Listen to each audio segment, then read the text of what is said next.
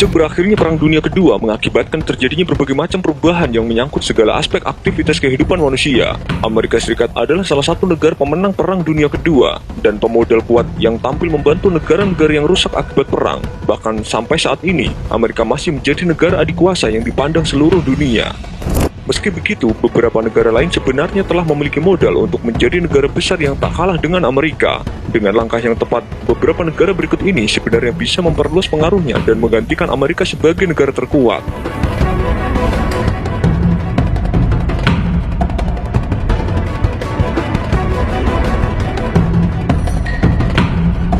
Cina. Napoleon dulu pernah berkata bahwa Cina adalah raksasa yang sedang tertidur. Biarkan ia tertidur, karena ketika bangun ia akan mengguncang dunia. Kata-kata Napoleon ini perlahan menjadi kenyataan. Ketika bangsa Barat mulai tergantung dengan produk Cina, negara ini telah menjadi pusat manufaktur dunia, sehingga membuatnya menjadi kandidat untuk menjadi negara dengan status superpower. Pangkalan penting perusahaan manufaktur Cina membuat negara ini terhubung dalam jalur pelayaran global yang membentang dari Samudra Pasifik hingga Hindia. Hal ini membuat Cina memiliki kontrol atas jalur pelayaran penting yang menjadi nadi ekonomi dunia. Di bidang militer, Cina telah mendapatkan kapal pengangkut pesawat pertamanya, yang berarti negara ini kini bisa menjelajahi lautan.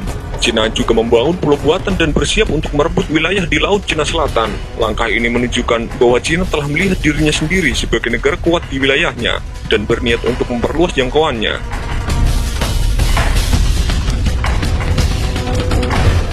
Brasil.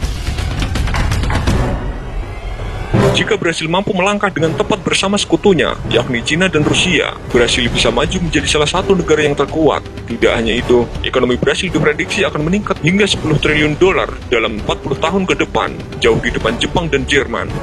Brasil juga memiliki simpanan sumber daya alam yang sangat besar serta populasi yang hampir sama dengan keseluruhan negara di Amerika Selatan.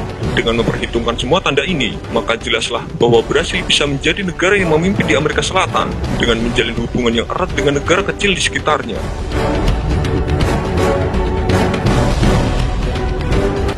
Rusia. Sudah lama kita ketahui bahwa Rusia memiliki ambisi yang sangat besar untuk menjadi negara terkuat di dunia dengan mengekspor gas alam kepada negara Eropa dan aneksasi atau pencaplokan Crimea. Rusia telah menunjukkan dirinya bukanlah negara yang bisa disepelekan. Meskipun militer Rusia termasuk yang terbaik di dunia, negara ini masih perlu mengatasi penurunan populasi dan memperbaiki ekonomi negaranya untuk bertahan di tahun-tahun berikutnya. Meski begitu, Presiden Vladimir Putin telah membangun ikatan yang kuat dengan Cina. Rusia juga termasuk dari negara BRIC yang terdiri dari Brasil, Rusia, India, Cina, dan Afrika Selatan. Bersama dengan sekutu baru ini, Rusia membentuk ekonomi dan sosial yang baru dan kuat dengan nama New Development Bank atau NDB, yang mungkin akan memberikan kekuatan bagi Rusia untuk menjatuhkan dominasi Eropa dan Amerika dalam pasar global. Rusia dengan sekutu BRICS-nya di bawah NDB akan mengontrol lebih dari 3 miliar orang atau sekitar 40% populasi dunia. Mereka juga mengontrol lebih dari seperempat area tanah di dunia. Jika Rusia sukses, maka NDB akan mampu membangun kekuatan negara dunia ketiga dan membantunya untuk bangkit sebagai rekan Rusia dan Cina.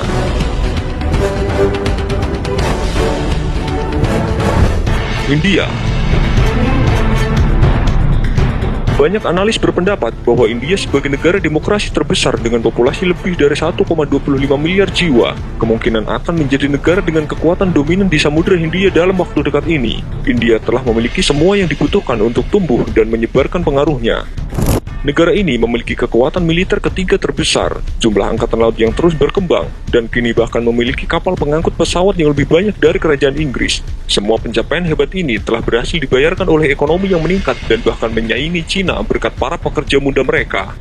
Meski begitu, negara ini masih harus menghadapi banyak tantangan yang harus diselesaikan, seperti kemiskinan, tingkat buta huruf yang tinggi, masalah korupsi, serta menghindari masalah situasi geopolitik seperti ancaman nuklir dari Pakistan Barat atau perluasan Cina di Laut Cina Selatan. Untuk bisa menjadi negara superpower, maka India akan membutuhkan pemimpin yang kuat dalam menyelesaikan setiap masalah internal yang dihadapinya sehingga bisa berkembang ke wilayah luar India.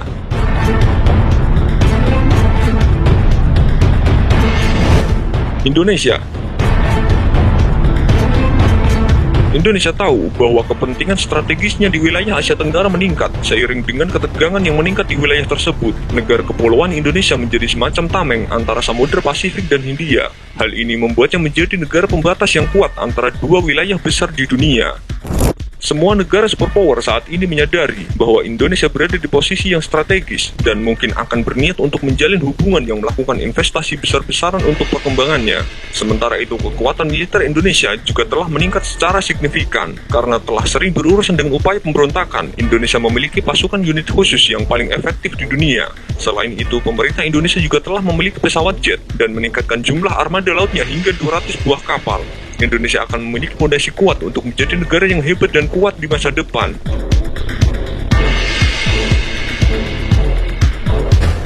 Uni Eropa.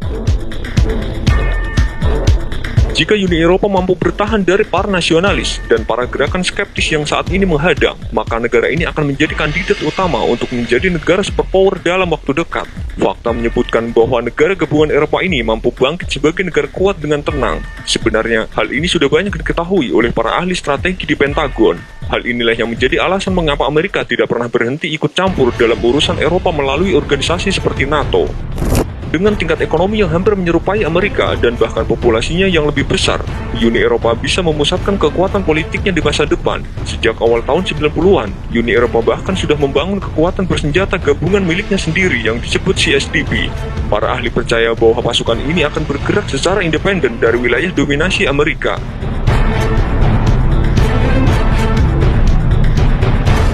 Prancis.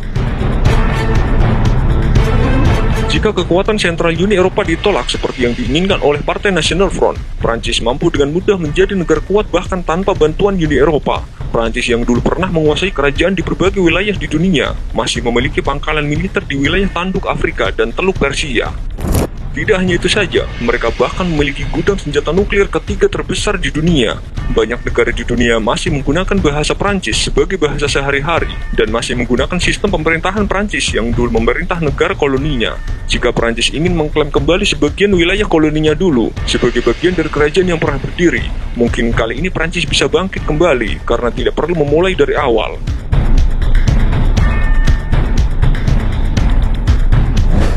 Jerman.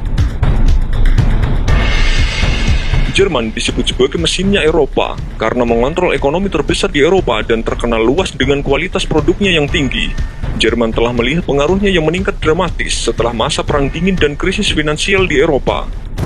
Jerman saat ini sedang menunda ambisi nasionalnya. Sebaliknya, negara ini justru mendorong proyek integrasi Eropa, suatu proses yang mampu mendorong Uni Eropa untuk mendapatkan status negara kuat suatu hari nanti. Jika saat itu tiba, negara superpower Uni Eropa mungkin akan memilih Jerman sebagai pusatnya.